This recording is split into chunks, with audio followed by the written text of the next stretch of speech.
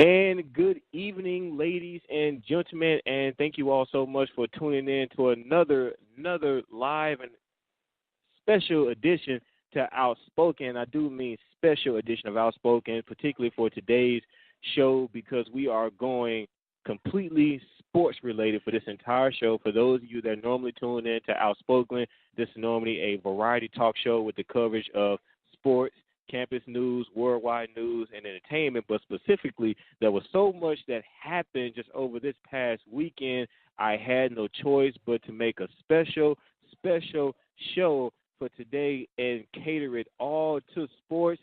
So we're going to get this show rolling. I am your host, Andre Davis, and I have a special guest in the house with me tonight is my main man, Clifton Monroe.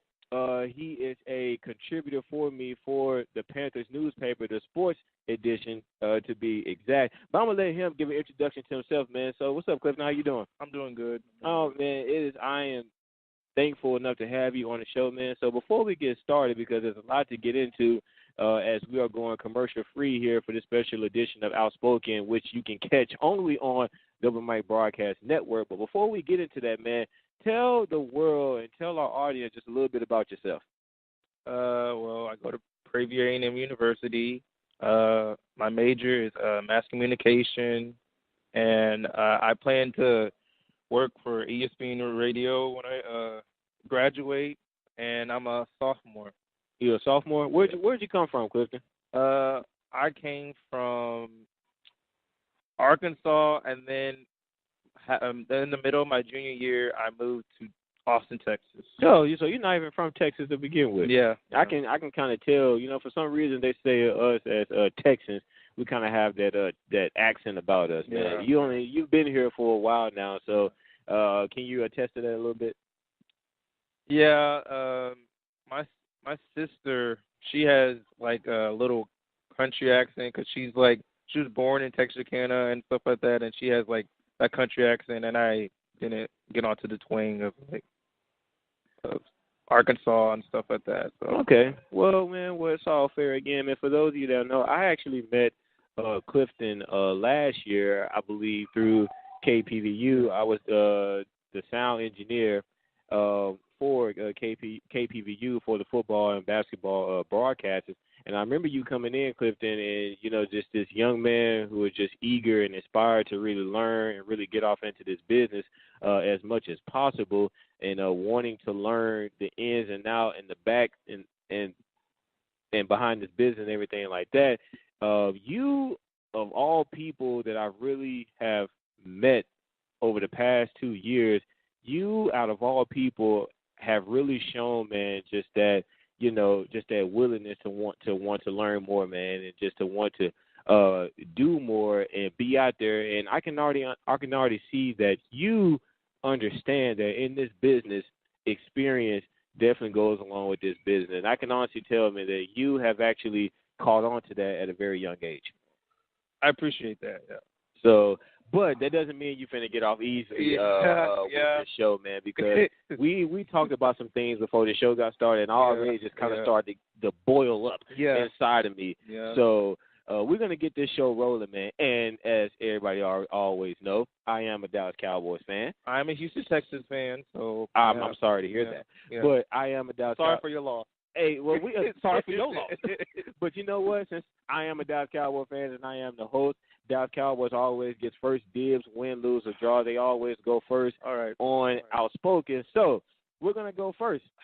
Dallas Cowboys take a loss to the Green Bay Packers on Sunday. It was a tragedy, Clifton. They took a loss 35 to 21 against the Green Bay Packers, and that bad man, Aaron Rodgers, Dak Prescott, Aaron Rodgers, that bad man, Aaron Rodgers, really gave it to the Dallas Cowboys, man. And we blew a lead, man. I think we had it as far as 21-12 at one point in the first half. So blew a lead. Then on top of that, we gave the ball to Aaron Rodgers with a lot of time left on the clock. So I'm gonna let you start first. So in that game against Dallas and the Packers, man. So what did you take out of that game? Well, I believe that the Packers were the better overall team in that situation with more experienced players on the field, and I believe if you give Aaron Rodgers time, he's gonna come back and essentially be the comeback king in that game that happened last week. As you see, when he threw that last second touchdown, it was the end of it. So yeah, and you know what? I'm gonna go ahead and say this, man. There's only one thing to pull from this entire game. Actually, there's two things. I'm going to touch on the first thing. So let's go ahead and just get this out the open. This is something that everybody's been talking about all Sunday night. This is something everybody's been talking about all of today. So we're just going to go ahead and get this out there in the open, okay? It's no secret. 1 minute and 13 seconds. Yep. That is the X factor in this ball game, in that ball game last night. 1 minute and 13 seconds. But at the same time, let's not forget, when Dallas started that drive in the fourth quarter, there was 10 minutes on the clock. Yeah. They were managing the ball, and they were managing the clock, run the clock down. Yeah. So it is obvious that the Cowboys' intentions were to run the clock down and keep Aaron Rodgers off the field. But unfortunately, intentions only got you so far when you're facing Aaron Rodgers and the Green Bay Packers. Now, there's a lot of controversy between whether or not Dak Prescott should have slid in at the 1 yard line when it was 2nd and 2, when they did the read option play, and Dak Prescott decided to pull the ball and he ran in for a touchdown, which gave them their lead. There's a lot of controversy behind as to whether or not he should have slid in at the 1 yard line, 2 yard line. You know, if you do that, you give your offense an opportunity to stay on the field. The clock continues to run. You get opportunity to manage the clock, a whole lot more, take more time off the clock, and ultimately keep Aaron Rodgers off the field. So what are your thoughts on that as to whether or not Dak Prescott should have slid in at the 2 yard line, 1 yard line, or should he have just done what he did last night and just ran it in for a touchdown? I think he should have slid in just for the fact that the Packers are a type of team that when it comes down to last-minute situations, they end up prospering. Like, for instance, last year, the Packers and the Lions, do you remember that game? Yes, sir. When he threw that 89 bomb. Yeah, 89 bomb to Rodgers on the other side of the field. Yes, sir. And that proves to you that they have what it takes to come back strong in the last. You know what, Clifton? I'm going to disagree, man. You and like everybody else are saying that Dak Prescott should have slid in at the 2 yard line, but I disagree. Listen, when you are the leader of an organization, which in fact he is the leader of this of the Dallas Cowboys organization, like that's clear. There was a lot of controversy as to whether or not, we saw what he did last year, as a rookie that we just didn't expect out of nowhere. And the big question was whether or not him and Ezekiel Elliott can do that again this year. There's no doubt in my mind that he has shown us, even at the beginning of this season, that he's special, that he has something special within him. Now, at the end of the day, when the chips are on the line, now, I understand there were 10 minutes to go on the clock when they started the possession. There were 10 minutes off the clock. They were able to drive that ball down the field, and they ended up leaving 1 minute and 13 seconds on the clock. Yeah. Now, I understand that ultimately 1 minute 13 seconds, everybody looking at, okay, well, 1 minute 13 seconds, that's a lot of time for Aaron Rodgers. And if, in fact, it is, and we saw that for ourselves on Sunday. But at the same time, you still have a defense. And the defense's job is to stop them. Now, I understand that in our case, Dallas's defense is the worst defense. Yeah. As far as with our entire situation, I understand that the defense is the bigger problem here. But at the same time, your offense can only do so much in terms of managing the clock. I mean, think about it. It started with 10 minutes. Yeah, they did. Now, I have to say that from 10 minutes all the way down to a minute and 13 seconds is in my opinion, is managing the clock. Yeah. You know, it's just unfortunate that you still left him with a minute and 13 seconds left. But damn, that you took quite a bit of time off the clock. Yeah. They took a big margin off the clock, essentially. So yeah, with Aaron Rodgers, I just think that he had overall more experience when it came down to crunch time and stuff like that. Now think about it. Now I know you mentioned you mentioned that experience, and I want to mention this. Now in terms of that experience, we saw what he did last year. It was similar. It's the same similar situation. You know, they come in that particular case, it was flipped. Now see, this time we gave up a lead. Last year we were coming back from a lead. We were coming back from being down, and through the likes of Dak Prescott and Ezekiel Elliott, through their leadership, we were able to do that. And we were able to come back off of a lead and actually come back, you know, from being down and actually take the lead. Now, actually, tie the game up, and then they scored off a field goal. But again, leaving Aaron Rodgers with that amount of time is crucial. Yes. We've seen what he can do. We saw it. They saw it last year. And we saw it again this year, what he can do with that amount of time. But at the same time, your defense ultimately is still supposed to go out there and stop them. But y'all were missing a key factor on your defense. Sean Lee, he was out of that game, and he was out last week too. Yeah. So, but at the same time, two plays that they could have been stopped, ball game could have been over. Yeah. You remember the play? It was 3rd and 8. Yeah. And Aaron Rodgers scrambles for a first down. 2 times. He should have been stopped for a sack. 2 times. Yeah. He should have been stopped for a sack. It didn't happen. Aaron Rodgers is not a fast quarterback. He ain't really just your most shifty quarterback. You know, he's not a speed quarterback. You know, but for some reason he managed to do just enough, Clifton, just enough to get away from 2 potential sacks that could have ended that whole drive. He did just enough to get away and get a first down, and then on top of that, a fade into the back of the end zone. Think about this. Davante Adams against Jordan Lewis. Yeah. A veteran wide receiver on the Green Bay Packers against a rookie cornerback. Jordan Williams didn't even look up for the ball. Yeah, I hate when cornerbacks do this. Yeah. Number one, the pass came quick. Yeah, he threw it. As soon as Davante Adams broke off into his route, ball was already in the air. Yeah, Jordan Williams didn't have an opportunity to anticipate where the ball was going to be yet. You know, maybe, as a cornerback, you may have an opportunity to kind of spot or pinpoint where the ball may come down at, so you can kind of time it, jump up for it, maybe knock it away or even intercept it. Jordan Lewis didn't have an opportunity to even do that. That just comes with, the lack of experience he's had just in that environment in terms of situational football. And that's what that was on Sunday. It was situational football, something that Jordan Lewis, at this particular state of the game, at this particular level of the game, is not used to. Doesn't have the experience of it. When I saw that, the crazy part is, Clifton, they tried that play earlier in the game, and it didn't work. Yeah.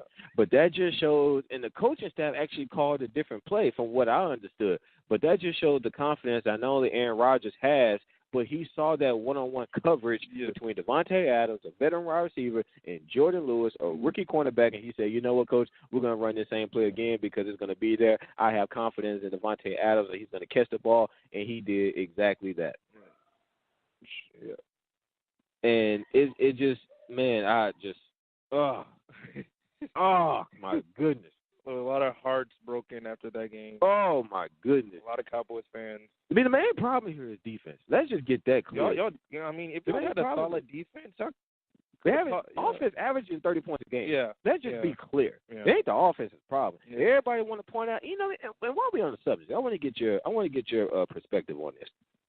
Everybody, calling out Dak Prescott, in the offense and his, and his questionable ability to throw the ball down the field and everything like that. And I can understand in one particular case where you may have, questions as to whether or not can Dak Prescott throw the ball down the field and everything like that. But let's be clear about something.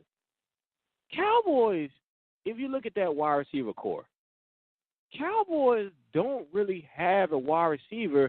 They don't really have a run down the field wide receiver. They don't have your Antonio Browns or your Julio Jones or your Odell Beckhams. I mean, you can make that argument for Dez Bryant, but is he really your run down the field, catching a whole lot of fades down the field type of wide receiver? He was at one point, but now and the time in his career, I believe he's not.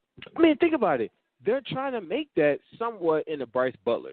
We've seen it for about 2 weeks in a row, Dak Prescott connecting to Bryce Butler for long 40-plus yard passes down the field. So they're trying to make that into, the young wide receiver, that being Bryce Butler. But think about it. You got Cole Beasley. That's not your down the field wide receiver. That's your dink here, dink there, slant route wide receiver. For some reason, I mean, you got Terrence Williams, but you're talking about wide receiver that shows up inconsistently week after week. You never know what you're going to get out of Terrence Williams. It's 1 week, you show up and have a nice, good game. Then next week, you may have 1 or 2 catches for like 10 yards. He's not consistent. No. And then you got Jason Witten. Yeah, Jason Witten. For some God-faking reason. And on top of that, he was, let's just be clear, he had 8 catches for 60 yards in that loss against Green Bay. Your old veteran tight end with the most yards in your entire wide receiver core. Yes, that says something. That really points out a factor that the wide receiver core needs to have rookies step up the game if they want to win more football games. Now, Clifton, correct me if I'm wrong, man, but is it not crazy that every time you watch the Dallas Cowboys play, for some reason, this old man, that being Jason Witten, for some reason, always finds himself wide open on post patterns. Yes. Why? I have you notice that too when you're watching the game. Yeah. What is it with that? Is it something within the secondary? Is it something they just say, this old man? Yeah, he's an old man. He's not going to catch it. He's not going to do They just neglect him for some reason. They just, what, he ain't finna make it down the field. But for some reason, this old man who runs a 9.9 in the 40s, for some reason finds himself wide open on post patterns. I have no idea why. I don't think they expect something out of him, but at the end of the day, when it comes to Dak Prescott and throwing down the field, let's just get one thing clear. The Dallas Cowboys, for one, is not a throw down the field type of offense. That's not what they have. They are a run-first offense. Always have been, always will be. If you look back into the history of the Dallas Cowboys in terms of their offense, they are a run-first offense. Why do you think it was so crucial for them to draft Ezekiel Elliott 2 years ago? Because they are a run-first offense. First down to 10. Think about it. Every time you watch the Dallas Cowboys, whether they're going to start with the ball first in the opening possession or they're going to start a defense or whatever happens, but anytime you watch the Dallas Cowboys on their first offensive possession on first down and 10, what's the play? Run play. Yes. Every single time they're going to run the ball. Matter of fact, on first down and on second down, even if the running back only gets 1 or maybe 2 yards on first down, they'll turn right around and run again on second down. Yeah. This is a very predictable offense of the Dallas Cowboys. It's not hard to game plan against them. At the end of the day, they are a run here. They're going to dink here, dink pass there, try to get the first down, keep the ball moving, managing the clock. They're not a throw down the field type of an offense. They only throw it down the field when it comes down to when they have to, and that makes it predictable. Yeah. You put yourself in 3rd and 10, an obvious pass situation where if I'm the defense, hell, I know you're about to throw the ball on 3rd and 10. That's obvious. They are an obvious, predictable style of offense. So this whole idea as to whether or not Dak Prescott can throw the ball down the field or whether or not they're allowing him to throw the ball down the field, that's just not their offense. Yeah. That's not what their offense is set up. Now, you can argue in terms of if that's good or bad, but that's another argument for another day. Yeah. So, but at the end of the day, that's really what they're about. But we're going to keep the show rolling. Finally, we get off my Dallas Cowboys. I know we always do them first. Win, lose, or draw. We have to do them first. We're going to get off of them, and we're going to keep the show rolling right here on Outspoken. Again, we are going commercial-free, broadcasting live from the second floor of the MSC. And, again, if you're just now tuning in, this is a special edition of Outspoken as we are going strictly sports related for this entire show. As I mentioned before, this is normally a variety talk show, Clifton, but for this specific show, we're going to go sports related only because, as I mentioned, there's a whole lot more to get into. There's a whole lot that happened this weekend, as I'm sure you know of. So we're going to keep the show rolling 30 minutes past the hour. So I said we're done with the Cowboys, but let's get into the owner of the Dallas Cowboys, Clifton. Jerry Jones. Jerry Jones put out a statement on Sunday basically letting the players know and the world know. We already know what Jerry Jones stood in terms of kneeling for the national anthem. We know that that's a no-no. That's not something that he agrees with.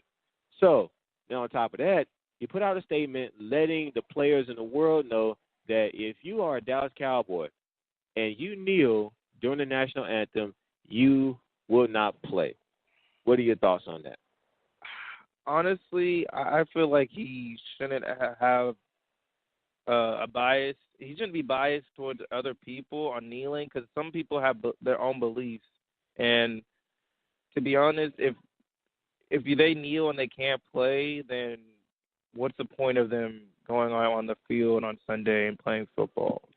Yeah, the thing is, what really tripped me out was this whole idea of him wanting to kneel before the national anthem. That, in my opinion, is kind of crazy to me because, one, as I mentioned before on another show, that the whole concept, thanks to owners and Donald Trump and everybody else and coaches, NFL coaches, the idea of kneeling for the national anthem has now been hijacked from what it was originally stood for when Colin Kaepernick did it over. He did it for a year ago. He did it for his own reason. You know what I'm saying? So when I look at this with Jerry Jones, first of all, with what he said last week in terms of how he felt about his players kneeling for the national anthem, on one hand, had no problem with that because unlike most owners, Jerry Jones actually came out and actually told his players and everybody else where he stands in terms of the national anthem. If you think about it, with with other NFL owners, we weren't really sure. They didn't. They never really just came out and said exactly how they felt about it. It was more so like, okay, we can kind of guess, where you stand in terms of the national anthem by way in which your players, act out their civil rights before the game started and everything like that. But we wasn't really sure. But with Jerry Jones, we actually know where he stands. Now, diving into that a little bit deeper, as you mentioned, it definitely takes away from the players' rights, their right to speech, right to protest, and everything else that falls into our Constitution. But at the same time, do I really highlight this as a big deal? A part of me would say no. And I know you got the look on their face, but this is why. I understand, minus the whole civil rights part of it, minus that, because I touched on that and I understood that that's why that this is what's being taken away. And I know some will argue, well, because of that, that's why this is a big deal. And I get all that. But for me, if you think about it, the Dallas Cowboys wasn't really, the front runners in terms of when this thing first started. They weren't a team that was really protesting for the national anthem anyway. You got your 49ers and everybody else, and that was protesting in the beginning. Dallas Cowboys weren't really protesting in the beginning to begin with. So when I mean that's what I mean when I say this is not a big deal, because the Dallas Cowboys aren't a team that really just showed their interest of kneeling for the national anthem and protesting against the national anthem and everything like that. I honestly think they did that for publicity, to be honest, because all the other teams that were starting to do it, they felt like if they did it, it would mean the same thing, but they wanted to do it before the national anthem to make a statement. Well, truth be told, I felt like they were fine until Jerry Jones stuck his nose in the business. I mean, at the end of the day, everything was going smoothly. Then the minute Donald Trump calls out owners and NFL coaches, now Jerry Jones want to hobble his butt down from the press box high in the sky and come down on the field and kneel before the national anthem to show their unity, unification against Donald Trump as a president, which in my opinion was really stupid because that's taken away from the whole idea of why Colin Kaepernick and all the other players that joined him decided to kneel for the national anthem in the first place. Yeah. And I feel like that was really just taking that message away. But overall, I personally felt like, in my opinion, because Dallas wasn't a team that was really, in favor of protesting the national anthem to begin with and kneeling during the national anthem, they really weren't the front-runner team in that regard. So that's personally why I feel like that wasn't really a big deal, in my opinion. He's already made it clear, last week that if you're going to play for the Dallas Cowboys, and I'm still the owner, as long as I'm still living and breathing, you're not kneeling for the national anthem. That particular statement that he sent yesterday was really just a cherry on top, in my opinion. But we're going to keep the show rolling, ladies and gentlemen. If you're just now tuning in, we are going commercial-free, this special edition of Outspoken. And, again, you can catch all of this right here on the Open Mic Broadcast Network. Andre Davis alongside my main man, Clifton Monroe, who is joining us for our special edition of Outspoken. Again, thank you so much, Clifton, for joining us for the show, man. So we're going to keep the show rolling. I'm not going to go in order today. We talked about the Dallas Cowboys and the Green Bay Packers. We talked about Jerry Jones. So we're through with Dallas, at least for the moment, until something else springs up. I'm going to jump down to your team. Oh, we talked about my team. Let's jump down to your team, man. You are a Houston Texans, and that's strange to me. But the fact of the matter is, what's really disrespectful to me is you're not even from Texas, and the minute you get to Texas, the team you choose out of all professional teams in Texas is Houston. I was born in Houston, so yes. Yeah. Okay. Your secret's safe with me. Yeah. Now, fine. It is what it is. It is what it is. But let's jump into your team, man. The Houston Texans. Now, there's only one person that I can pull from the Houston Texans that I actually enjoy watching, and that's that man, Deshaun Watson. But at the end of the day, I enjoyed Deshaun Watson at Clemson. I saw what he did at Clemson, led them to 2 national championships. I saw what he did there. I mean, he was excellent. In my honest opinion, I felt like he was the best quarterback in this particular draft class. Better than your Mitch Trubisky's and everybody else who went before him, which was just stupid. And I knew when I saw him on the draft board, when I saw him still there and I saw that Houston hadn't picked yet, I said, Houston's going to get him. Yeah. Houston's going to get that man. They did exactly that. They traded up for him. They said Deshaun Watson's on the table. Just the quarterback history that's been in the Houston Texans. Yeah. We all know that abomination of quarterback. Yeah, when they had a great quarterback. When they saw Deshaun Watson on that board, they said, oh, man, we got to get him. I think that was the best move that the organization ever did to get that quarterback. Absolutely. So, specifically, with the Houston Texans, they fell short on Sunday Night Football against the Kansas City Chiefs by the score of 42-34, man. So, first of all, I want to get your take on that entire ball game. What did Houston Texans didn't do, or what did the Kansas City Chiefs, what did they do well that allowed them to get that victory? I mean, you're the fan, man. You're the Houston expert. So, what happened in that game? Well, what happened in that game is, we all know the Kansas City Chiefs were undefeated, so it was a big game in the first place. So whenever the Texans were going up against them, they knew that if they were going to essentially beat them, it would make a big statement for the franchise, for Houston, because, in the playoffs, we always got whooped by them, like 30-0 in the playoffs and stuff like that. So in that game, the injuries is what got us.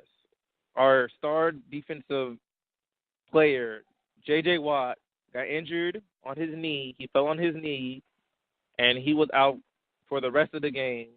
And I feel like Deshaun Watson still came back and just had a phenomenal game. He still threw for 5 touchdowns, and he did what he did. But in the end, our defense was what we needed to win that football game. And, at the end of the day, I would also argue that, I mean, even though, don't get me wrong, your Pro Bowler, J.J. Watt went down, and we all know how critical he is to the Houston Texans defense. He makes up the defense. I understand that. But at the same time, you do have Jadeveon Clowney on that other side, who is an excellent pass rusher. He's great. He's phenomenal. But he couldn't do it all by himself. That I understand that. And then you also still got some Pro Bowlers in that linebacker core as well. I still personally feel like that the Houston Texans have all the tools, in my opinion, to come out on top in the AFC South. And we're going to get into that here in just a moment. But specifically in that game against Kansas City, you know what I really noticed, man?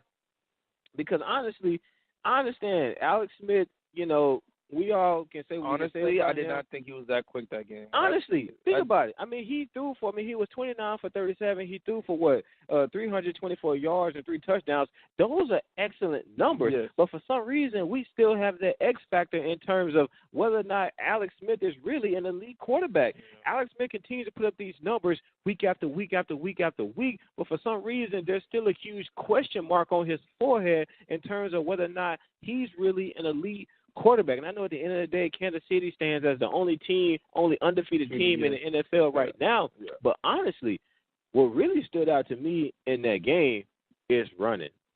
You know, at the end of the day, you couldn't really run the ball. We stopped him. You did. That's the person that we needed to stop, and I'm glad that the defense stood up.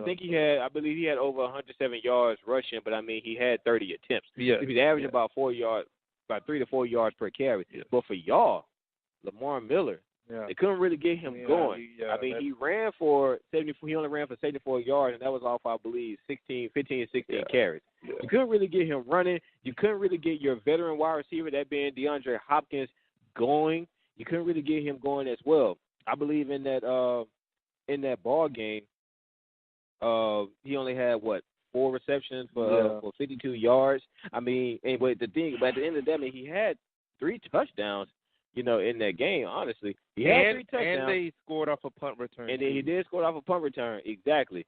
But honestly, I still feel like, and I understand you guys lost to Jacksonville in the early part of the season. I believe by the score of 29-7. Yeah. But honestly, is Jacksonville, and I know they really handed to Ben Roethlisberger and those boys on Sunday, but that was also off of 5 turnovers, 5 interceptions. Ben Roethlisberger. But even the week before that, they played exceptionally well as well, and I know that they're in your division. So would you say that Jacksonville is the best team in the AFC South right now?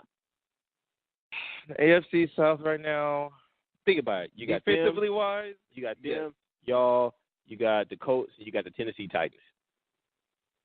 Yeah, I would say. I honestly say the Jacksonville Jaguars would be the best in the division. Right? So you would put Blake Bortles and Leonard Fournette, who honestly, in my opinion, is just phenomenal. Yeah, I mean, he had nearly 200 yards rushing against Pittsburgh, even though their defense is just horrible. But he had nearly 200 yards rushing, I believe, 2 touchdowns Sunday against the Pittsburgh Steelers. Yeah. But honestly, if you think about it, the games that Jacksonville lost this year, they looked absolutely horrible. Wouldn't you agree? Yeah. The ones they did lose, they weren't put together or anything. I mean, again, you blew out the Steelers 30-9. I understand that. But on the flip side, you lose to the Jets 23-20. It's like the games that they won, they look great, and the games that they lost, they look horrible. They blew out the Steelers 30-29, look pretty good. You blew out the Jets 23-20. You lose to the Jets 23-20. You look horrible. You blow out the Ravens, but I mean, who are the Baltimore Ravens? But you blew them out 44-7. Then you lose to the Tennessee Titans 37-16. You look horrible. You beat Texans 29-7, and then you beat the Falcons. Well, that was in the preseason. Never mind. I went too far. But nonetheless, it's like the games that they won, they actually look pretty decent. But in the games they lost, they look like their typical Jacksonville Jaguar selves. But personally, I would honestly argue that even though, but also you also got to remember in that game that they did lose to the Texans, Deshaun Watson wasn't y'all quarterback. Yeah, he wasn't in the game yet. Yeah, Tom Savage. Was y'all quarterback. I don't know why, but he was y'all quarterback. But nonetheless, honestly, with Deshaun Watson could as make y'all quarterback. Yeah, he could make our team be the top of the division. I personally feel like y'all have all the two. Even though J.J. Watt went down, and I understand that he was definitely critical, he was crucial to y'all's defense. I understand that, but I would be more concerned if you didn't have J.J. Watt or Jadeveon Clowney. Yeah. Is it very seldom that you get 2 excellent, top-notch Pro Bowl caliber defensive ends as pass rushers. You guys had a unique situation, a very unique situation at the defensive line position. You had J.J. Watt and you had Jadeveon Clowney both playing at the same time. Even though one of them is down, you still have the other. It's great to have two of them at the same time, but one went down and you have the other. That typically, even though that's happened, that's why I'm not worried about y'all. Yeah. Now, when you tell me that Jadeveon Clowney goes down as well and you don't have J.J. Watt, nor do you have Jadeveon Clowney, okay, now it's time to worry. Now it's time to panic. Yeah. But you lose J.J. Watt, but you still got the other, and you still got some other Pro Bowlers in the linebacker core that can help you out as well. And then on top of that, Clifton, you got Deshaun Watson. Deshaun Watson. He's a bad man. I'm not denying it. He's only played just a few games in the NFL. He's a bad man. Broken records as a rookie. Deshaun Watson is a bad man. So as long as y'all got him, y'all are going to be fine. Trust me. Marcus Mariota is down for the Tennessee Titans. I mean, who are the Indianapolis Colts? They're nobody. Yeah, the Raiders are out because they lost Derek Carr. No. But as far as the AFC South, Tennessee Titans down. Indianapolis Colts, not worried about them. Even though Jacksonville is winning at the moment, still not showing me enough to say that, hey, without a shadow of a doubt, even with the tools that y'all got in Houston, they have enough to still be ahead of y'all in the AFC South. It's just something I don't believe in right now. Honestly, if we keep going the rate that we're going, like with Deshaun Watson and stuff, we can honestly take over the AFC South. Honestly, I personally feel like y'all's situation is kind of similar to us. Y'all are 2-3, we're 2-3, but y'all could easily be 3-2, and we could easily be 3-2 as well. Yeah. So I honestly feel like our situation is somewhat similar. Now, in terms of the Cowboys, their season is not done, but it may be time to panic just a little bit. I know it's only 5 games. It's only 5 games in the season. You play 16 games, but ultimately, it may just be time to panic. Yeah. Maybe. Now, I may be stepping on the ledge when I say that, but it just may be time to panic. But we're going to keep the show rolling, guys. Again, we are going for a 4-hour commercial-free right here on Outspoken. Again, only on Gilbert Mike Broadcast Network. Andre Davis, I am your co-host. And alongside my main man, my sports contributor in particular, Clifton Monroe. And we're going to keep the show rolling here real quickly. We're going to get into some NFC East action. OBJ went down. Yes, he went down. Again. Yeah, again. The same ankle. Yes. You know what, man? When he went up for that ball, and that just goes to show you, man, they don't really – this is a lot of things that a lot of people don't really realize, man, when we're talking about athletes that go up for these – high point balls and everything like that. I mean, let's just get this out in the open. Being an athlete is great. It's tremendous. It's wonderful. It's something that everybody looks for because if I have an athlete, then that's just less coaching I have now. All I got to do is coach X and O's, but I don't have to coach skills because he has that. Yes. But athletes are injury prone. Yes. I'm sorry. Yes. Athletes are injury prone because athletes can ultimately do things that normal people with normal skill abilities can't do. Yeah. And that means going up for balls at the highest point that guys like OBJ and Antonio Brown, guys like that are athletes are capable of doing. Yeah. But do know that by doing that, you can get injured. You're really high risk of injury. Yes. Did you see when he went up for that ball? Yes. At the highest point? Yeah. I'm scared to even leave my feet like that. Yeah. Even if I jump a little bit and I come off the ground a little bit, I'm right back on the ground. Yeah. I'm scared. I'm afraid of heights. Yeah. There's one thing that we can say for sure. OBJ is definitely not afraid of heights. He's not afraid of anything, especially on that one pass that Eli made and his finger went back. That's true determination to catch the football. I honestly. My goodness, when he came down, oh my goodness, that replay, and that's I hate replays because they replay it in slow motion, and it looks worse than what it did in live motion.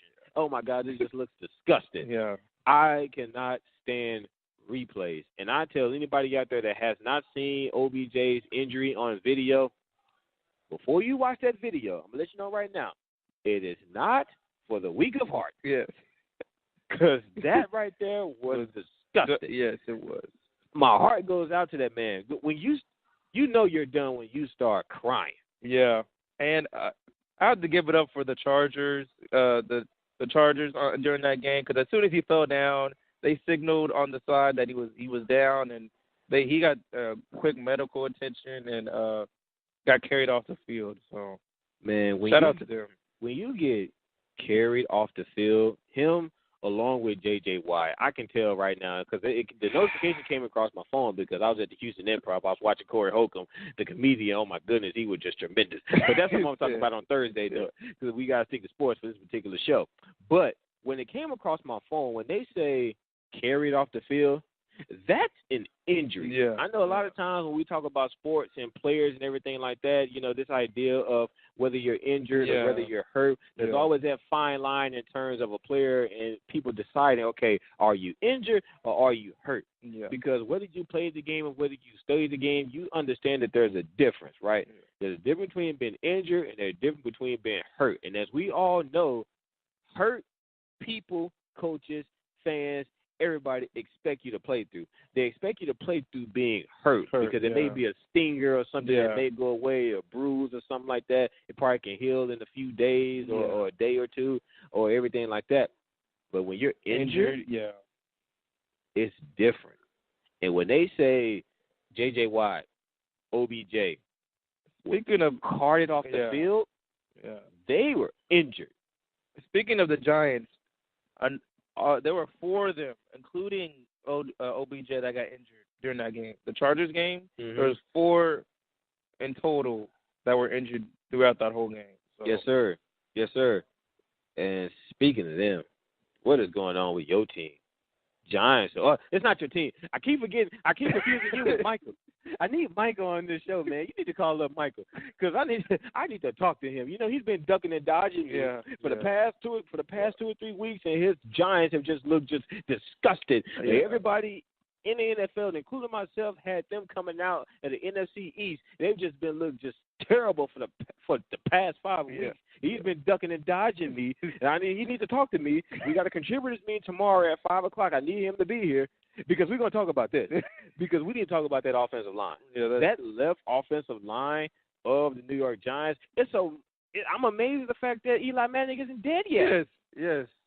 Did you see that? I've seen better blocking by high schoolers. Yeah. that was pitiful to say that you're a professional offensive lineman. And regardless of the fact that, okay, you may not get as paid as this offensive lineman or you may not be getting this many reps, this amount of experience, from this offensive line. But regardless of that, you're a professional offensive lineman. And you're getting paid professionally, too. You're getting paid professionally. You're getting paid to play at the highest level and to look the way that they looked against the Los Angeles Chargers. Yeah. There is absolutely no excuse for that. No. I felt bad for Eli. I felt bad for him. But guys like, and they said, and I believe they said OBJ, I believe that was his season. I know they said J.J. Watt, that's his season. J.J.'s done for the season. But that ankle injury did not look good at all. Yeah. And the Giants certainly are not looking good at all. It's a wonder that McAdoo is not on the hot seat right now for the way that and I understand he took over. He took over in the middle of last year and he led the Giants to the playoffs and everything like that. I get all that. But you start the season off 0-5 this year. It's amazing. It's amazing to wonder why he's not on the hot seat. Yeah. But I'm going to leave that for another time, for another day. But we're going to keep the show rolling right here on the Open Mic Broadcast Network. You are tuned into Outspoken, again, broadcasting live from the second floor of the MSC, better known as the Memorial Student Center. And, again, you can normally catch us every Thursday from 7:30 to 8:30. We go an hour-long commercial-free, going through a variety of topics, entertainment, campus news, worldwide news, sports-related, anything you want. We bring in guests. Anybody that have anything to say on Outspoken, you can do exactly that. But for this special edition of Outspoken, we're going to stick to the sports, and we're going to keep the show rolling. So we're going to stick to the NFL for this particular topic. Big Ben for a special someone that may be listening. If you thought I would just go get on my Dallas Cowboys and not get on Big Ben and them sorry Pittsburgh Steelers, or you thought wrong. Or you thought wrong if you didn't think I was going to do that. But I'm going to get into it. Big Ben, I am just purely disgusted with what I saw on Sunday by the veteran future Hall of Famer. No question, future Hall of Famer, Big Ben. What I saw more like Big Bum. What I saw on Sunday. They ain't calling him Big Ben now. He's Big Bum for this particular show. So what I saw on Sunday, 5 interceptions. Some of them were like intentionally thrown. Wow. Now, don't get me wrong. You threw for 312 yards, but 5 interceptions. 2 of them for pick 6. Yes. That was horrific. Yes. What I saw on Sunday. Then on top of that, you did it against the Jacksonville Jaguars. I mean, teams are just making this Jacksonville team look like pure studs this year, and they're not. No, their defense. Do you know who they have on their defense? The Jacksonville, it ain't even worth talking about. I don't know. It's not worth talking about. They don't have nobody worth talking about. Just say that, okay, there's no reason when you just look at it on paper. Now, I know somebody will come at us and say, well, on paper, Dallas Cowboys, y'all lost to Jared Goff and the Los Angeles Rams. Whatever. Whatever. But when you look at it on paper, there's no way that Pittsburgh should lose to the Jacksonville Jaguars just on paper. Then on top of that, they're certainly not supposed to lose 30-9. Yeah, I honestly thought they were going to give him, like, it was going to be close. But when I saw that score, I was like, he must have had a very off game, Big Ben. Off game is an understatement. The off game is an understatement. There's a difference between an off game and you throwing 5 interceptions. Yeah. That's not an off game. I think he threw the most. He's thrown the most picks in a one game. Yes. Yeah. 5 interceptions. 5. That's it. No, that's not having an off game. That's a what the hell were you doing game. I can understand if a rookie did that because that's like now think about first time on the NFL stage. But now, did you hear the comments that he said in the post game? Did you hear the comments? This was about the most nonchalant answer that I've ever heard from a veteran quarterback, from a Hall of Fame quarterback. I have never heard nothing like this in my life. I nearly threw something at the TV because I'm like, what is wrong with you? Yeah. You hear what he said? Oh, well, maybe I don't have it anymore. Yeah. Wow. You know what? And I may get put off the air because the person that's in charge of this is a Pittsburgh Steelers fan. So I may get put off the air for saying this. But you know what? If that's how you feel, Big Bum or the Big Ben, I'm sorry. If that's how you feel, maybe I don't have it anymore. If that's how you truly feel, then go ahead and retire. Yeah. How about that? Yeah. You know what? Just hang up the cleats. Just hang them up. Yeah. Just go ahead and retire. If that's how you really feel. You got to remember, this is the same Ben Roethlisberger that was contemplating retiring in the offseason. Yeah. Let's not forget that. Yeah, he was. Let's not forget that. And this same Big Ben, honestly, has not really looked good all season long. The numbers that he's been putting up is not your typical Ben Roethlisberger. Yeah. Now, we talked about last week when Antonio Brown, had the little temper tantrum on the sideline because Ben Roethlisberger missed him on a wide open post pattern. I mean, this guy was completely wide open. Yeah. I don't understand what the defense was thinking about by leaving the best wide receiver in the NFL just completely wide open. So he threw that temper tantrum. And all of us got on Antonio Brown about, oh, no, he shouldn't do this. He shouldn't show up a veteran quarterback like Ben Roethlisberger. But, okay, now I want to hear everybody, the same people that got on Antonio Brown for getting upset because Ben Roethlisberger missed him in a wide-open play. I want to see those same people get on Ben Roethlisberger for throwing 5 interceptions against the Jacksonville Jaguars, and then on top of that, in your post-game interview talking about, oh, maybe I don't have it anymore. No, maybe I don't have it anymore. Maybe I'm just done. Well, if you're just done, then be done. Yeah. How about that? Just hang it up. If that's how you truly feel, we understand that you're contemplating retirement in the offseason, and then you come out here, throw 5 interceptions, you give a mediocre, nonchalant response as to your horrible performance by saying, well, maybe I just ain't got it anymore. Yeah. You know what? Maybe you just don't have it anymore. Maybe you just don't have it anymore. Again, I'm not a Pittsburgh Steelers fan. I'm not even a Ben Roethlisberger fan, even as a player, as a quarterback. I never have been. I've never took away from how great the guy is. Like I said, before I even start this segment, what did I say? I say a future Hall of Famer, that's for sure. regardless of how he played on Sunday against Jacksonville, regardless of how he's been playing season long, barely averaging over 200 yards a game in terms of passing, regardless of how he's played all season long. I said before the segment, okay, future Hall of Famer. Yeah. That talks about your resume, what you've done as a Pittsburgh Steelers, what you've done as a quarterback in your tenure of being in the NFL. But what I'm seeing this year and what I saw on Sunday and then what I heard your response to that, that's not something that I want to hear from a veteran quarterback. That's not an answer that I want to hear from Ben Roethlisberger. And if that's going to be your answer, and then you hear him trying to clean it up after talking about, and ultimately what I pull from that, I just need to play better. But that's not taken away from what you said before. What you said was, maybe I just don't have it anymore. You know what that tells me? I think he's lost confidence. Yeah. I think he's lost confidence in him as a player, as his ability to execute, and all of the above. Yeah. So, honestly, when I heard that, I was like, you know what? Fine. If you don't feel like you have it anymore, then just be done. Yeah. Save us all the headache. Save us all the wondering as to what's wrong with you and what's your problem and why aren't you executing and why did you throw 5 interceptions or what's really going on with you. Just save us all the headache and everything like that and just hang it up. Yeah. No hard feelings. No harm, no foul. You got your Super Bowls. You got your Pro Bowls. You got your awards and everything like that. You got your money. Yeah. Pittsburgh don't owe you a damn thing. And he got a ring. Yeah, exactly. I said you got your Super. You got that. Pittsburgh don't owe you a damn thing. The NFL definitely don't owe you don't owe you a damn thing. How about just be done? Yeah. If that's how you truly feel. Like I said, I may get taken off the air with that response because the guy that's created this is a Pittsburgh Steelers fan. But you know what? Everybody want to talk about me and my Dallas Cowboys. So whenever I have the opportunity to pick on other teams and other players, damn it, I'll do it. Because that is what it is. But we're going to keep the show rolling. It's 3 minutes past the hour. We're just getting ready to wrap it up. We got about 2 more things to discuss. TV football. Oh, I have to talk about it. Yeah, that was. Did you see that, Clifton? Yeah. I mean, did you see it? That was. We all knew what we were getting ourselves into. That's all I have to say. That game was. Now.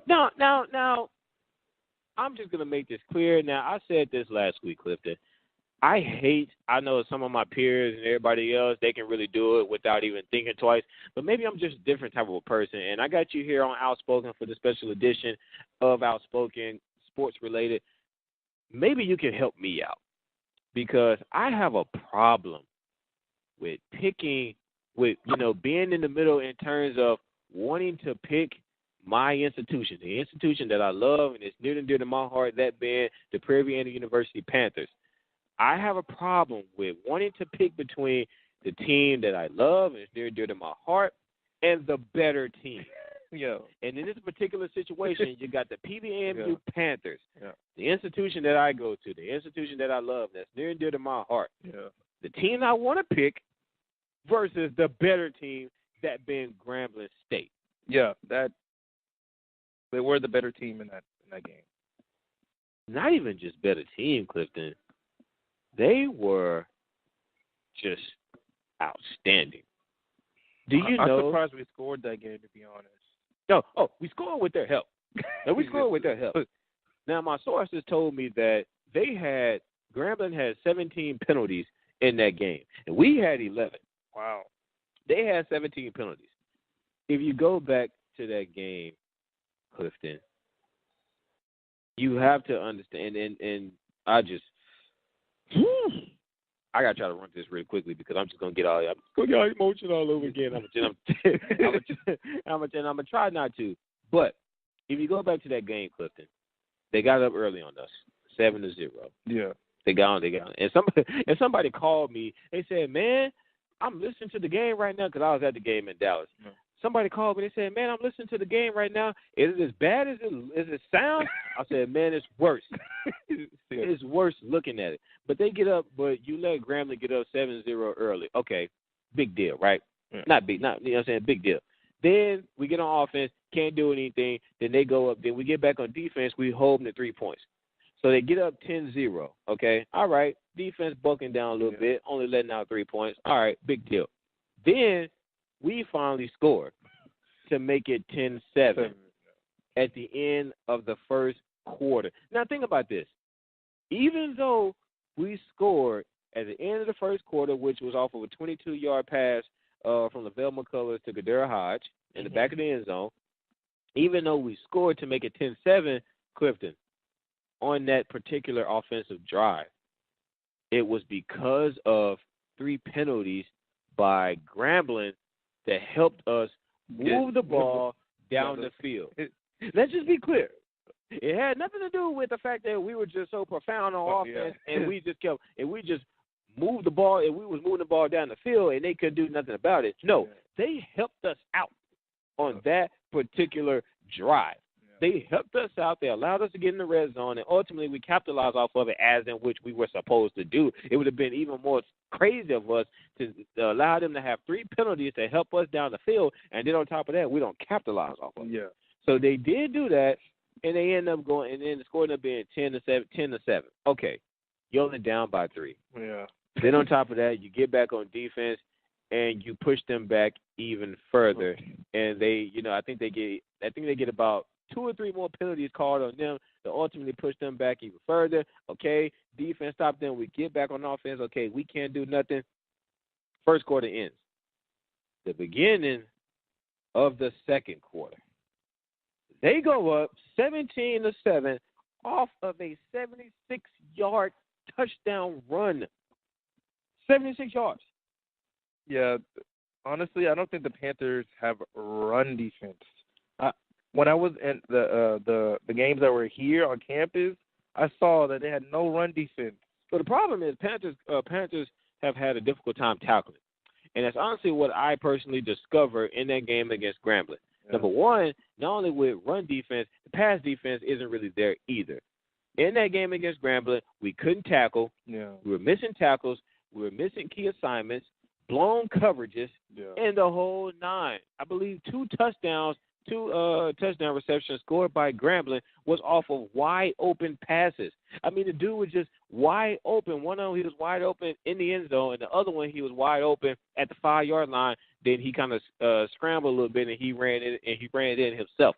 But wide open passes, blown coverages, missed tackles is what happened in that game against Grambling. Now, pay attention to this, Clifton. We gave the Tigers a clean sweep in terms of awards. Yeah. And what I mean by that is 4 awards that are distributed out in the Southwestern Athletic Conference. That is Offensive Player of the Week, Defensive Player of the Week, Newcomer of the Week, and Specialist of the Week. Clifton, guess who all 4 of those awards went to this particular week? Went to Grambling. Who played Grambling this week? Prairie View. Prairie View played Grambling this week. All 4 of those awards went to Grambling this week. Devontae Kincaid got Offensive Player of the Week. He's the quarterback of Grambling State Tigers. DeAndre Hughes, Hogus, he got Defensive Player of the Week. He's a linebacker for the Grambling State Tigers. Mark Orozco got Specialist of the Week. He's a kicker for the Grambling State Tigers. And Fernie Mullins got Newcomer of the Week. He's a cornerback for the Grambling State Tigers. We gave Grambling a clean sweep this week in terms of awards. Here's your evidence as to how poorly Prairie View played at the Cotton Bowl. What do you take away from that when you hear that? Just that we couldn't stop them on either side of the ball. Just the fact that the kicker got an award. That's the kicker. Yeah, the kicker got an award. The kicker. Yeah, specialist. Pitiful, right? Yeah, that says something. Now, Clifton, pay attention to this. Out of if my numbers are correct, out of the 31 times that, because Prairie View and Grambling have been playing this game as far as playing together at the Cotton Bowl, playing against each other, they've been playing against each other since 1985. Up until now, 2017, out of the 31 times that both of these teams have played each other, Grambling has won 26 of them. They've won 26 out of the 31 times that these two teams have played each other. Wow. Oh. Crazy, right? Yes. It makes you speechless, I know. Yeah. But they've won 26 out of the 31 times the team have played each other. So when I look at that, you have to remember that back then, Prairie View really didn't have a field, like a football field. They had like a I want to say a high school football field or something like that. They didn't have it like a. Let's just be honest, and I really don't want to try to step on any toes right now. I don't want to, offend anybody, but at the end of the day, Outspoken is a platform where we speak our mind, we tell the truth, no matter how ugly it may sound. The truth is the truth. Now, let's be honest. The field that they have right now, if you think about it, I've seen some would argue that field that we have right now is pretty much equivalent to a lot of high school stadiums. Think about it. It just so happened that the field that you were working with before was nothing. It was really nothing. It was kind of like a junior high school stadium. Now the stadium you have is pretty much, I've seen a lot, and maybe just from where I come from the Dallas area, but where I come from, that stadium right there, you get a lot of stadiums like that at high schools in the Dallas Metroplex. Now, I'm not saying that, that means that, that it's not a nice stadium and everything like that. It's a beautiful stadium. Yeah, it is. It's a beautiful stadium. It's a beautiful facility. The turf is just excellent. The entire design and layout for the stadium was tremendous. Yes, but at the end of the day, what's your excuse now? And you mentioned the fact that they didn't have a football field to begin with back in those years or whatever. Okay, but at the end of the day, did you still have the players? At the end of the day, where I came from, you're a football player. If you're a football player, you're a football player. Last time I checked, if you're a football player, you don't need the big stadiums and the bright lights and the nice facility and the night. Now I understand that better resources, definitely does attract better players that want to come to your institution. But in terms of you just being a natural-born football player, if you're a natural-born football player, if you're in it to win it no matter what, you don't really need the big stadium and the big lights and the big seats and everything like that. All you need is a helmet, shoulder pads, cleats, and you're good to go. Now, at the end of the day, my question is, okay, what's your excuse now? What's your excuse now? Somebody asked me, and I want to ask you this. Did Prairie View lose or did Grambling win? And there's a difference. Yeah. Prairie View lost, that means, okay, they lost, but, they, maybe shot themselves in the foot. You can maybe go back into the game and point to where, okay, penalties here, penalties there, miscues here, miscues there. If they wouldn't have did this, they wouldn't have did that, then they would have won this game. Yeah. Or it is just because Grambling is the better team. Somebody asked me that before, and I want to get your opinion on that. So did Prairie View lose that game, or is Grambling just a better team, or did they just win that game? I believe Grambling just won that game. And why would you say that? It's because they were the better overall team from the get-go when they were going against Prairie View. And the fact of the matter is that the atmosphere and the fields they were playing on were essentially different than when they were coming to Grambling. And honestly, when people say they have home field advantage, I believe that's true. Honestly, when it comes to home field advantage, I will honestly argue that that's in Prairie View's favor. And the reason why I say that is because Prairie View is in Texas. Honestly, if you go back to that game, more of the fans were from Prairie View because Prairie View is in the state of Texas. It's more convenient for fans to come to that game versus Grambling. Their fans have to come from Louisiana. They have to come from out of state. So I would honestly say that argument is actually more for Prairie View than it is for Grambling. Because like I say, they got their fans. They come from the state. Now regardless if you have a son who is from out of state, and and everything like that. But regardless, from my views, majority of them fans at that game were Prairie View fans. But at the end of the day, they lost 34-21. It is what it is. Honestly, even that score doesn't resemble how awful that game was. Yeah. It really doesn't, because the way that they played, it definitely even match up. It pretty much matched up to a 34-0. Yeah. Honestly, that's just how bad they were. They really just how bad they were. I mean, I understand that they went down. They were down 31-7 at halftime. Now, ultimately, you can argue that the defense kind of buckled down in the second half, and they only end up giving up 3 points the entire half, because they only finished with 34 points, and 31 of them came from the first half. But nonetheless, at the end of the day, when you go down 31-7 against a team like Grambling, that is a no. Yeah. I'm gonna tell you what Prairie View lost in this game. Prairie View lost in the second quarter. They played an okay first quarter. You can argue that they played an okay third and fourth quarter in terms of defensively, but at the same time, you still couldn't move the ball. You still couldn't score. Yeah. Therefore, it didn't really replicate in the way that you wanted it to. But they lost this game in the second quarter, Cliff. In the second quarter, they allowed Grambling to score not once, not twice, but 3 times. You want to know how many times they scored? You know how many times Prairie View scored? 0. Oh. You put the middle finger, the index finger like they scored 1 time. No, Prairie View scored 0 times in the second quarter, and they gave up 3 scores. That, in my opinion, where Prairie View lost this game against Grambling. Not in the first quarter, honestly, not even in the third or the fourth quarter. They lost this game in the second quarter by giving up 3 touchdowns and not being able to move the ball and score against this Grambling team. And another thing I want to quickly throw out, Clifton.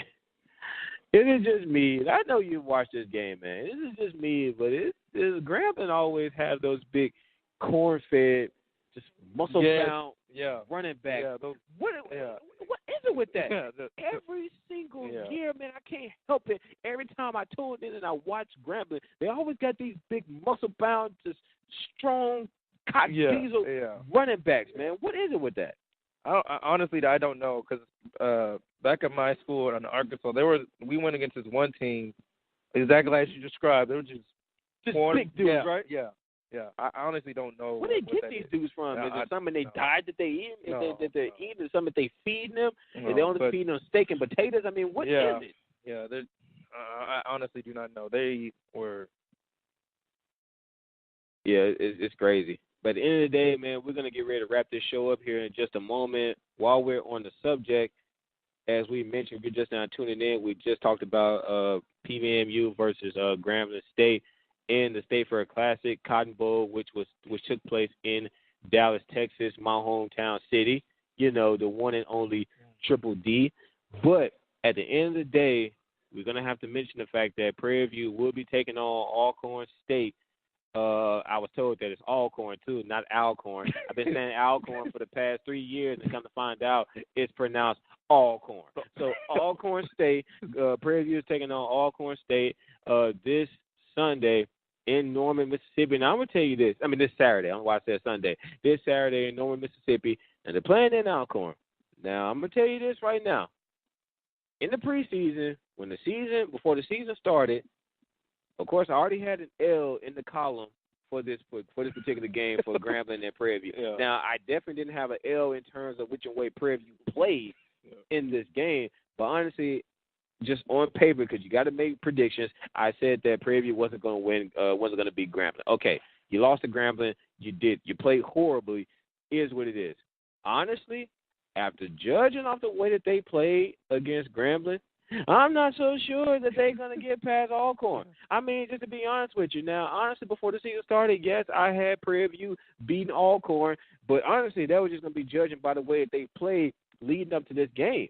And honestly, I really can't really say that they're going to get past them with ease. I mean, you blew out Alabama State, which is expected. You blew out Jackson State, which is expected. Both of those teams are just not good teams. So that really wasn't enough for me to judge as to whether or not Prairie View has what it takes to go all the way this year.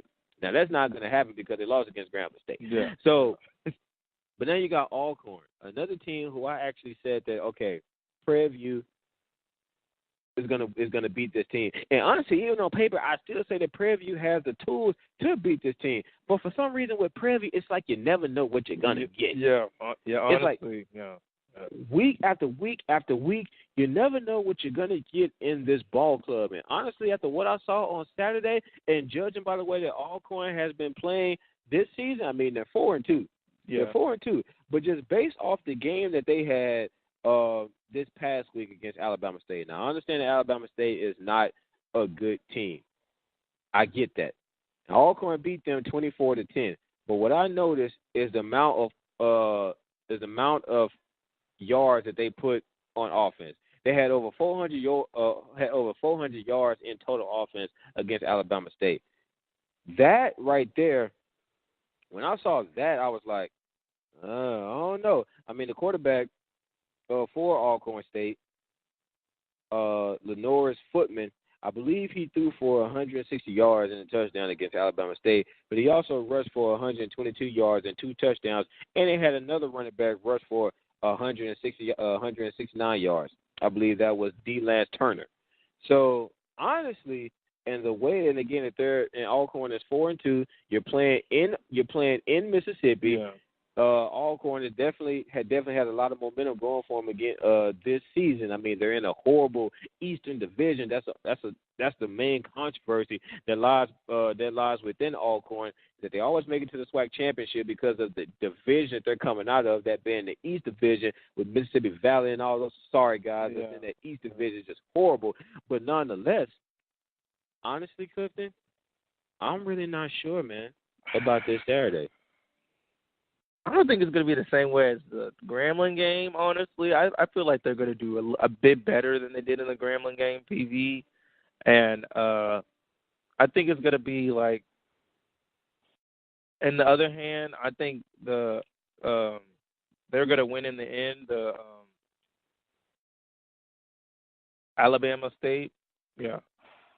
Yeah. Now, honestly, we're gonna be talking to head coach Willie Simmons this Tuesday, along with myself and the head man in charge, the creator, the man himself, Dr. Mike Prince.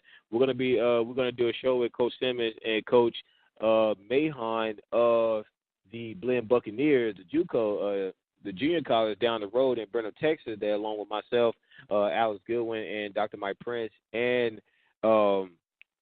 Kendall Cobb cover on Saturdays whenever they have home games. But we're going to be talking with head coach Willie Simmons and Coach Mahon this Tuesday. You can catch that we're going to be broadcasting live at the Waller County Line Barbecue in Waller. So, Clifton, the show starts at 7. So if you're free, you want to come out, I just got word that you're definitely invited to the show. If you know anybody else that want to come, I believe you may get a discount off the food. If you want to come, share your thoughts, anything like that, man, you're definitely welcome. We're going to be talking to head coach Willie Simmons about this past game and what is expected going forward. We're going to talk to Coach Mahon about the Blinn Buccaneers and what has transpired thus far and what's expected down the road. And again, we're going to be broadcasting live at the Waller County Line Barbecue in Waller, Texas. And also, you can listen to this live only on Gilbert Mike Broadcast Network. And last but not least, as we continue to wrap this show up, we're going to finish it off with Jamel here. Yeah. Oh, my goodness. She was suspended for 2 weeks from ESPN.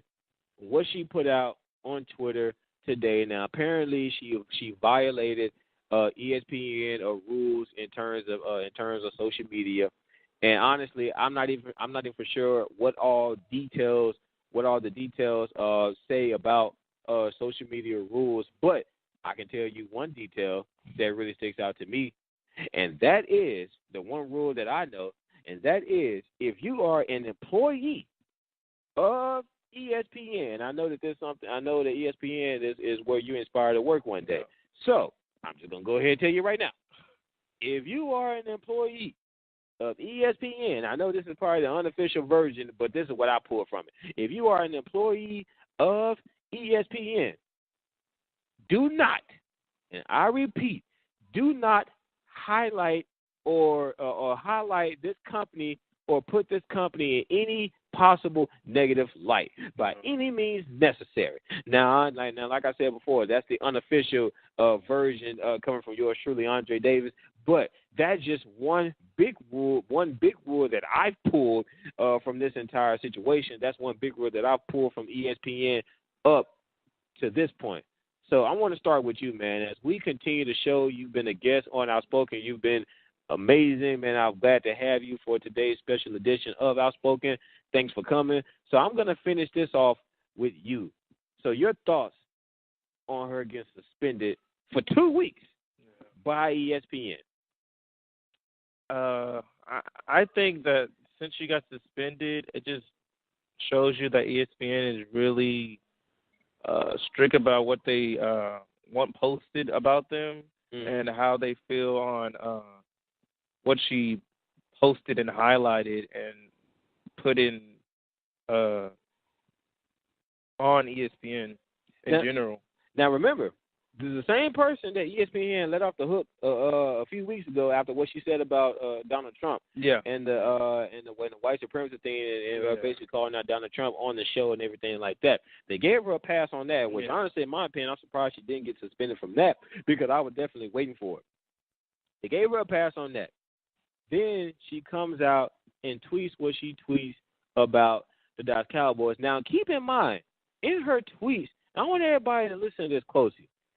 She actually admitted in her tweets that this is not an NFL boycott. Yeah. All she was doing in her response to what Jerry Jones said in terms of the Dallas Cowboys and the players of the Dallas Cowboys and them not kneeling and how he feels about them not kneeling for the national anthem. If you do, you're not going to play. Now, obviously, along with her and everybody else, feel some type of way and about this idea, about this statement. All she was saying that if you really feel strongly about this, people that feel strongly about this, they have the option of voicing their displeasure by not buying products from companies that advertise with the Cowboys. That's it. Yeah. That's really all she was saying.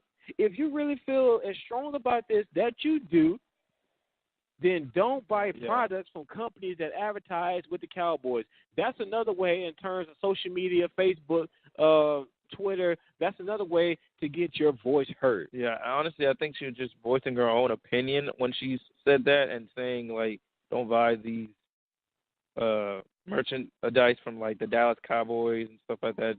Just to point out the fact that they did kneel before the before the anthem and stuff. Mm-hmm. So I think that was her own opinion, and I don't think ESPN took that into consideration when they suspended her for 2 weeks. Well, at the end of the day, Clifton, what's really crazy to me is just this unwritten rule in terms of what ESPN employees and any other type of public figures, like her, what they can and cannot say that may or may not, shine a negative light on the company that they work for. In this particular case, apparently it was enough for ESPN to say, all right, damn it, we gave you a pass the first time. Now you're suspended. You're suspended for 2 weeks. I think they needed to use her as an example that they weren't playing around. Absolutely. Absolutely. It was definitely they were definitely using her as an example because I'm looking at this, I'm like, okay, even if in fact you felt like what she said was definitely disrespectful to not only to ESPN and to all the workers and everything like that, to the entire company, but 2 weeks?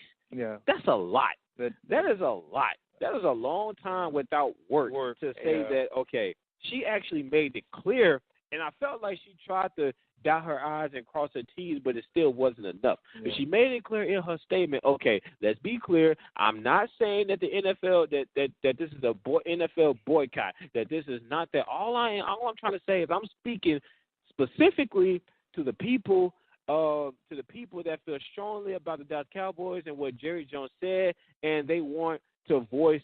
They want their voices to be heard, and they want something to be done about this. Okay, if you want something to be done about this, don't buy products from companies that advertise with the Dallas Cowboys. Yeah, That's one way you can do it. Yeah. I feel like they took this and flipped it and spent it around and made it to be in something totally worse than what it was. But if you notice, this is not the first time they've done this. It's not. And if you're somebody that's a public figure and everything like that, sometimes you have to try to take that into consideration. I try to be the mediator in certain situations like this. Sometimes I have to pick one side, I have to pick the other side because you just can't help it in terms of other situations. But sometimes in this particular situation, I try to be the mediator, understanding from where she was coming from, but also taking into consideration that, hey, you know who you work for. You know what these people are about. Yeah. Now, I understand that, you have a right to say what you got to say, and ultimately Twitter was created just for that. You only get 140 characters. I believe they moved up to 280, but I haven't got the update yet. I'm still waiting for it to come across my phone. But at the end of the day, you know who you work for. Yeah. You understand the consequences. You know what they represent, too. This is how I know she understood what the consequences may happen. Because she turned around and tried to clean it up and make it clear as to specifically where she was coming from. Because I guess in her head she was thinking, okay, maybe if I clean it up and be specific about what I'm saying and let them know specifically where I'm coming from, maybe nothing will happen to me. And wrong. Yeah. And we see that not only did something happen to you, you got suspended for 2 weeks. I feel like it was just ridiculous. Yeah. I really do. But at the same time, I try to stand in the middle in terms of, okay, the penalty itself, ridiculous. Yeah. But at the same time, you have to understand, like you just mentioned, not only is this a message, but moving forward, understand who you work for. Yeah. And understand who's wearing the big pen. Understand who's the boss and who's in charge. And understand that you really have to be even more careful. You've already had to be careful before.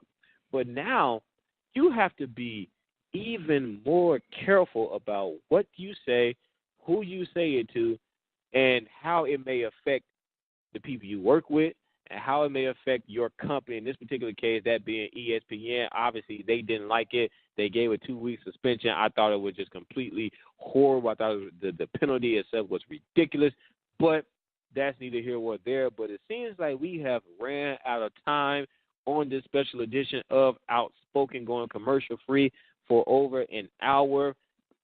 I'm going to leave my main man, Clifton Monroe, with the last comments of today's show. I try to be sincere, man. Anybody I have a guest on my show, man, I try to let them leave with the final words. Anything else you want to say specifically about the show, anything you want to point out, anybody you want to shout out, this is an opportunity. I'm going to let you take it over. The show is actually something that I did not know about, and when you asked me to come onto the show, I thought it was going to be a totally different thing. I didn't know it was going to be. What you thought it was going to be? I thought it was going to be like at the radio station or something like that. I was like on TV and stuff like that. I was like, oh, this is our radio station, man. We have we're broadcasting off a Radio Shack mixer that gives excellent sound. The sound quality, and when the show is edited and it's posted back up, I'll let you listen to it so you can hear how just wonderful the sound is. Anybody else out there listening, it's an excellent quality sound. This setup is unique. Yeah, it is. With this setup, we can go anywhere we want to. Yeah, that's what I was like. Wow, it's like a portable. Yeah, think about it. With the radio station that you mentioned, in order for you to do your show, you got to be in the radio station. Yeah. But with the radio station, it's locked. Yeah. What if you lost your keys? What if you ain't got the keys? What if the person that's in charge of the radio station decides to lock up for the day before your show? Now you can't do no show. But with this setup, Clifton, this setup right here works. It is excellent. I love this setup. I can go anywhere I want to with this setup. This all it is right here. Yeah. And we would do no different in a radio show that we do right here. If we was in a radio station, if we was in a radio station, I would have these same topics off this piece of paper, and we would let it roll the way that we're rolling right now. And I like how the sports in general and how you're able to voice your opinion and stuff like that. And do we get call-ins too? Absolutely, we do get call-ins. For anybody that wants to call in, they can call in at 469-474-9370. they can call in. We'll patch them in, and we'll just go from there. But you mentioned about voicing your opinions, man. I definitely appreciate you coming on the show and voicing your opinions as well. You know, and I understand that this is kind of last minute. I know I hit you guys up because honestly, I wasn't gonna do a show today. Honestly, I normally only do one show a week, but so much happened in terms of sports related. Yeah. So much happened over the weekend that I said, man. And as you see right now, we went over the time, and typically we only go for an hour. We already went over the time, but so much happened over the weekend. I said, man, some way, somehow, I gotta try to fit this in my schedule. I need to do a separate show based on what happened over the weekend because we normally, like I said, we normally go a whole hour, but on my regular show, we still got worldwide news to talk about. We still got any type of campus news to talk about. We still got any type of entertainment to talk about. That alone, plus we still got our Why Do Men, Why Do Women segment, which is towards the end of the show. And then we got our Ask Dre and Ask Tony segment of the show. That's when listeners can email us at the outspoken 1876 at gmail.com. You can email us your problems, your concerns, anything that you're having trouble with. You can email us your story, what's going on in your situation, and we'll pick from your story anonymously, and we'll read your story on the show. You know, we won't say your name unless you don't mind us saying your name, but we won't say your name at all. We'll read your story on the show, and then we'll discuss it, and then we'll give you advice as to whether or not, you know, what you're doing is right or wrong and in which ways we can help you. So there's a lot to talk about on our regular variety talk show, but from the sports side of it, this right here would have taken up the entire show. That's why I had to make a separate show. And as you see for yourself, I had to make a separate show on a separate day just for this alone. Now, some of this, because Toni isn't here with us, we may touch on a little bit on Thursday, but I know some stuff is going to pop up between now and Thursday. But I just want to get this out the way because this happened over the weekend, man. So any shout-outs you want to give before we wrap it up? You ain't got no shout-outs. No, not really. I mean, I'd give a shout out to like Dewanye Tucker on the Panthers, the running back. You know him personally? Yes. Really? We were in the same building together, Building 45. You know, Dewanye Tucker comes from the area that I'm from within Dallas, that being Forney, Texas. Dewanye Tucker came from Terrell, Texas, and I played against Dewanye Tucker in high school. My football team played against the Terrell Tigers in high school for 4 years straight, and I played against him. He's younger than me because I'm a senior, and he's a sophomore. I played against him. I played against him my senior year in high school. He was a sophomore. He was a sophomore, and I played against him my senior year in high school. So small world, man. Yeah. Definitely small world. But ladies and gentlemen, we have ran out of time on this special edition of Outspoken. I definitely want to thank you all for tuning in for today's show. I definitely want to thank my main man, Clifton Monroe, for joining with me on today's show at the last minute. And when I mean last minute, I really mean last minute. But man, that just shows your ability to adjust, you know, and that's something very special that I see in you that you're definitely going to be able to carry with you in the long run if you continue to stay in this business. So I definitely commend you with that because in this business, you definitely have to be flexible. You're definitely going to have to do things on the fly. It's something that I'm still learning, you know, even as a senior. So it's only going to get better with time. It's only going to get better with time, but I've already see it instilled within you. Again, your willingness to learn more and to be able to study this business and everything like that. So I definitely appreciate you for that, man. And with that, we're going to sign off. Ladies and gentlemen, again, thank you all so much for tuning in today's show. You have been listening to Outspoken, the hottest show, broadcasting live from the second floor of the MSC. Again, you can catch us on Thursdays from 7:30 to 8:30. We're going to be covering entertainment, campus news, worldwide news, and sports. So, for myself, from a main man, Clifton Monroe. This has been a special edition of Outspoken. I'm Andre Davis, and we will see you next time.